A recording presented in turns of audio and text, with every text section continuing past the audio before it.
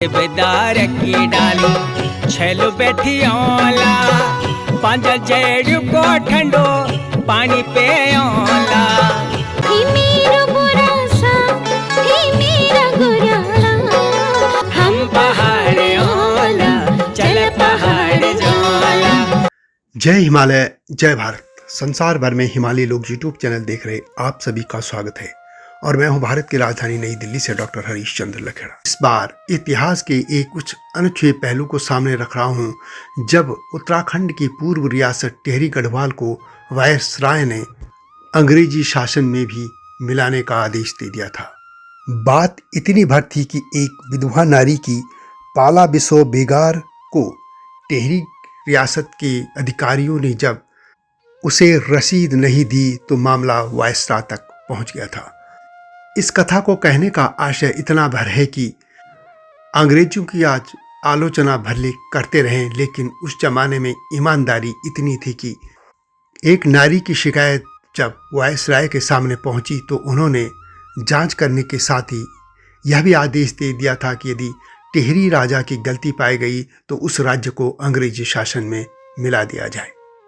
क्या था यह पाला बिसाओ बेगार और क्या थी यह घटना, इसी पर मैं बात करूंगा। लेकिन जब तक मैं आगे बढ़ूं, आपसे अनुरोध है कि हिमालय लोग यूट्यूब चैनल को सब्सक्राइब अवश्य कर दीजिए जिन्होंने अब तक ऐसा नहीं किया है या जो चैनल पर नए हैं, और मेरे सत्यमेव जयते यानी STV को भी देखिएगा, ये आपसे विनम्र अनुरोध है।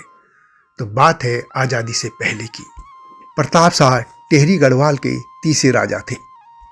उनका कार्यकाल 1871 से 1886 तक था और वे मात्र 21 साल की उम्र में सिंहासन पर बैठ गए थे।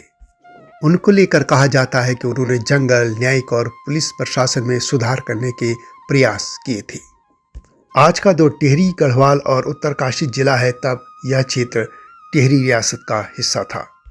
गोरखा युद्ध के बाद जब अंग्रेजों ने उत्तराखंड का शासन अपने हाथ में लिया था तो उन्होंने गढ़वाल रियासत को दो हिस्सों में बांट दिया था।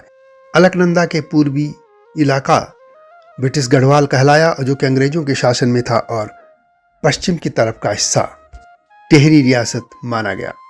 टिहरी के राजा ने एक आदेश निकाला था कि टिहरी का प्रत्येक परिवार प्रत्येक वर्ष एक बोझा घास, 4 पाथा चावल, 2 पाथा गेहूं, 1 सेर घी और 1 बकरा टिहरी राजमहल में पहुंचाएगा। पाथा यानी 2 किलो के बराबर होता था। यह सामान पहुंचाने के बाद उसको एक रसीद भी प्राप्त करनी थी। जिसके पास रसीद नहीं होगी उसको दंड दिया जाएगा, ऐसा फरमान राजा ने निकाला था। टिहरी गढ़वाल के एक सामाजिक क्रांतिकारी नेता थे लक्ष्मण सिंह कठैत। उन्होंने अपने गांव बांसर की एक विधवा को पाला बिसाओ बेगार देने टिहरी आए हुए देखा और यह भी देखा कि टिहरी दरबारियों ने सामान लेने के बावजूद उस महिला को रसीद नहीं दी थी और वे उस महिला को परेशान कर रहे थे। लक्ष्मण सिंह ने जब उसे वहां देखा तो उसने सारी गाथा उस महिला से पूछी और महिला ने बता दी थी। लक्ष्मण सिंह ने राज दरबार में जाकर राजा से कहा कि यह नहीं होना चाहिए। राजा ने प्रताप सिंह को डांट कर टिहरी राज्य से निकालने का आदेश दे दिया। इस घटना का उल्लेख भैरवदत्त धूलिया ने अपने एक लेख स्वतंत्रता संग्राम में गढ़वाल मंडल का योगदान में किया है और जो कि मोहनलाल बाबुलकर के संपादन में प्रकाशित पुस्तक गढ़वाल की जीवित विभूतियां और गढ़वाल का वैशिष्ट्य में प्रकाशित है। तो बात करते हैं लक्ष्मण सिंह की। लक्ष्मण सिंह कठैत ने सभी लोगों से सलाह करके टिहरी से जाने का इरादा किया, पर लोग नहीं माने। लक्ष्मण सिंह ने लोगों से कहा कि मैं फिर आऊंगा, लेकिन अभी तुम्हारे हित के लिए ही काम से जा रहा हूं। वह एकदम वायसराय के पास पहुंचा। वहां उसने यह शिकायत लिख कर दी और तब वायसराय ने एक पत्र उत्तर प्रदेश के गवर्नर को लिखा कि तुम एकदम टिहरी जाओ और प्रजा की इस पीड़ा को देखो। यदि तुम सचमुच वहां की प्रजा की पीड़ा को देखते हो तो राजा को फौरन हटाकर किसी अंग्रेज प्रशासक को नियुक्त कर दो और यदि लक्ष्मण सिंह कठैत गलत है तो उसे गिरफ्तार कर कैद कर दिया जाए। साथ ही राजा को हुक्म दिया जाए कि वह प्रजा द्वारा सही बयान देने में कोई बाधा न डाले। तब भारत के वायसराय लॉर्ड रिपन थे। लॉर्ड रिपन इस घटना को सुनकर बहुत नाराज हुए। इस खबर से सारे टिहरी में सन्नाटा छा गया और महाराजा प्रताप शाह लक्ष्मण सिंह के घर पहुंचे चूंकि राजा बहुत डर गया था तो राजा ने वहां घोषणा कर दी कि अब से इस गांव से पाला बिसाव बेगार नहीं लिया जाएगा। यह कुली बेगार प्रथा का ही एक हिस्सा था जो कि पूरे उत्तराखंड में थी, जिसके लिए एक आंदोलन भी हुआ था। कुली बेगार को लेकर एक वीडियो अलग से इस चैनल में आप उसको देख सकते हैं। तो बहरहाल बात करते हैं लक्ष्मण सिंह की। इसके बाद टेहरी नरेश प्रताप शाह ने लक्ष्मण सिंह कठैत को गले लगाया, उन्हें राजसी वस्त्र पहनाए और सम्मानित किया। इस तरह टेहरी गढ़वाल में जो एक क्रांति थी स्वतंत्रता पहले की, ये 1882 में लक्ष्मण सिंह कठैत के प्रयत्न से हुई थी, जिसमें राजा को झुकना पड़ा था। प्रताप शाह ने टेहरी में एक प्रताप नगर भी बसाया था। इसको लेकर एक भी घटना दिलचस्प है। कहा जाता है कि एक बार महाराजा प्रताप शाह गर्मी के दिनों में सपरिवार लाव लश्कर के साथ मसूरी घूमने गए। उनके ठाट बाट एवं लाव लश्कर को देखकर अंग्रेज कैप्टन ने उनके साथ दुर्व्यवहार कर दिया। राजा ने क्रोधित होकर एक थप्पड़ मारकर कैप्टन अंग्रेज जो था उसे नीचे गिरा दिया। नीचे गिरने पर किसी पत्थर या नुकीली चीज से चोट लग गई थी और इससे उस अंग्रेज कैप्टन की मृत्यु हो गई। इसके बाद अंग्रेजों ने महाराजा के मसूरी आगमन पर रोक लगा दी थी। महाराजा ने इसके बाद प्रण लिया कि वह मसूरी से सुंदर शहर अपनी रियासत के अंदर बसाएंगे। उन्होंने इसके लिए मसूरी से अधिक ऊंचाई पर ठंडी जलवायु होने के कारण डांगधार नामक स्थान को चुना, जिसका नाम बाद में प्रताप नगर पड़ा।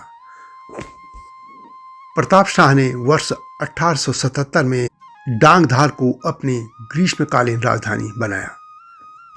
यहाँ टेहरी से पैदल ही जाया जा सकता था। राजा ने यहाँ पर रानी महल एवं दरबार महल के साथ ही टेहरी से प्रतापनगर का पैदल रास्ता हुआ, टेहरी से प्रतापनगर लंबगांव मोटर मार्ग आदि का भी निर्माण कराया था।